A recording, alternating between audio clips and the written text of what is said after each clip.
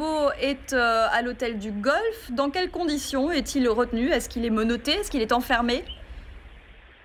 Oh, bah écoutez, non, Laurent Gbagbo est effectivement actuellement à l'hôtel du Golfe. Il est dans une chambre. Je ne suis pas auprès de lui, donc je ne peux pas vous dire exactement dans quelles conditions, mais on l'a vu, hein, on a vu qu'il n'était pas menotté, qu'il n'y avait rien de tout cela. Est-ce qu'il doit rencontrer Alassane Ouattara? Il est prévu un entretien entre les deux?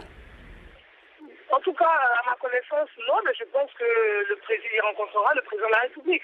Pour l'heure, il est en train d'être examiné par un médecin pour voir si tout va très bien. Donc, il est en train d'être examiné par un médecin et probablement que par la suite, effectivement, il rencontrera le président. Et que veut-il lui dire, Alassane Ouattara? Oh, ben écoutez, je ne suis pas avec le président de la République en cet instant pour savoir ce qu'il va lui dire. Tout ce que aujourd'hui, tout ce que nous éprouvons, tous les Ivoiriens, c'est vraiment du soulagement par rapport à cette interpellation de Gbagbo Laurent.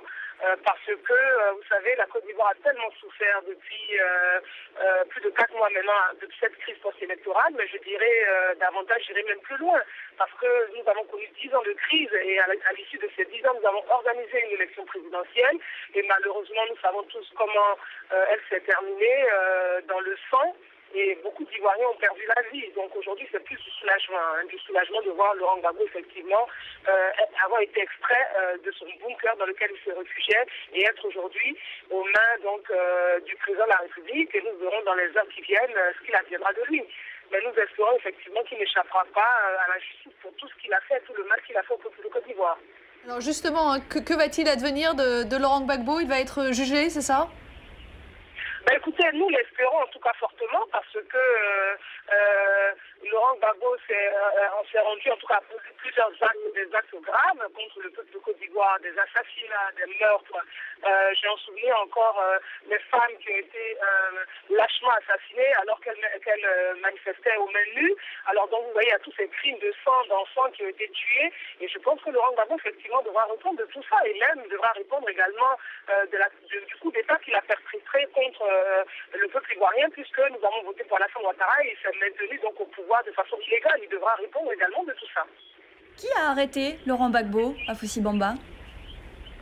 Excusez-moi, ben écoutez, pour l'heure, nous savons qu'une offensive a été lancée depuis une semaine déjà par les forces républicaines de Côte d'Ivoire. Et cette offensive, aujourd'hui, elle a abouti à l'arrestation de Gbagbo Laurent. Donc nous en sommes heureux. Pour nous, effectivement, ce sont les forces républicaines de Côte d'Ivoire qui l'ont interpellé. On sait qu'Alassane Ouattara s'est entretenu longuement avec Nicolas Sarkozy après l'arrestation de Laurent Gbagbo. Savez-vous ce qu'ils se sont dit? C'est ce qu'on m'a dit également. Je ne peux pas vous dire ce qu'ils se sont dit parce que je n'ai pas vu le président de la République. Je sais que j'ai appris effectivement qu'ils se sont entretenus au téléphone.